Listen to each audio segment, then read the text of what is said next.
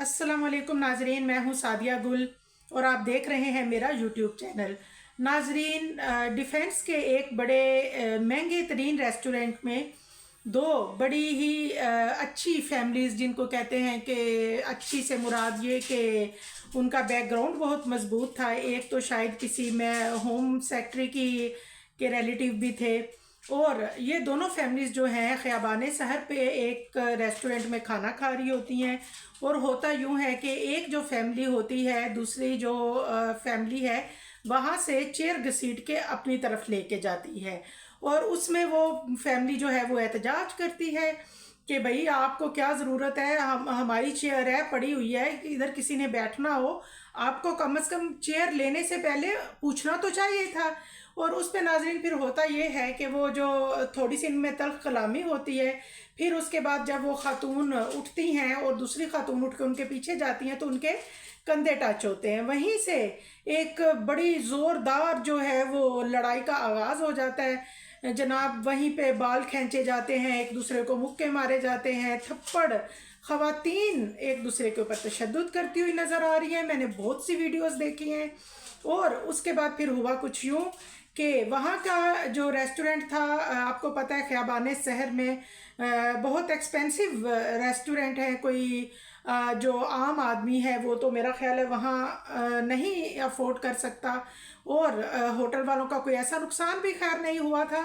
लेकिन वो जो फैमिली होटल वालों ने ये किया कि उन्होंने फ़ौरन से दरख्शां थाने में रिपोर्ट कर दी।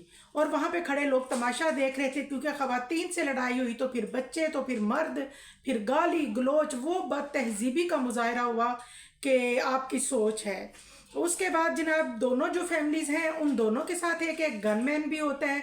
और ये अल्लाह का शुक्र है कि दोनों फैमिलीज़ के जो गनमैन हैं वो इन्वॉल्व नहीं हुए, वरना तो शायद खून खराबा हो जाता।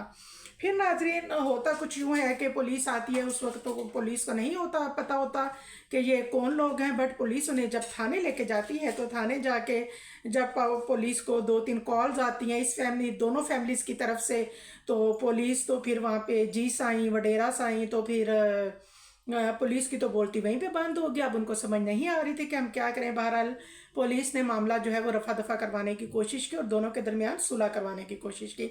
लेकिन मैं आपसे एक बात कहूँ कि ये देखें, आपके पास जितना भी पैसा हो, आप जितने भी पढ़े लिखे हों, इस चीज़ की क्या गारंटी है कि आप उतने ही बातहजीब भी हैं। ये जो वाक़या हुआ है सोशल मीडिया पे बहुत वायरल हुआ है। मैं कहती हूँ कहाँ कहाँ नहीं देखा गया होगा। तो दौलत चाहे जितनी भी हो, इसमें कोई शक वाली बात नहीं है कि जहालत से बड़ी गुर्बत कोई नहीं है।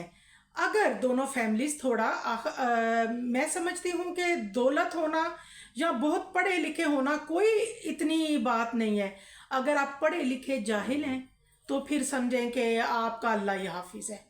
तो नाजरीन, ये जो वाक़या है ये मेरा बयान करने का मतलब यही था कि अगर आपको एक मुहज़्ज़ब शहरी कहा जाता है तो आप अपनी कुछ तमीज़ तहज़ीब का मुज़ाहरा करें। और अगर आप कहते हैं कि जी हम बड़े घर से हैं, और अगर आप बड़े घर से हैं तो कुछ अपना बड़ापन भी दिखाना चाहिए। इस तरह के मामलात से गुरेज करना चाहिए।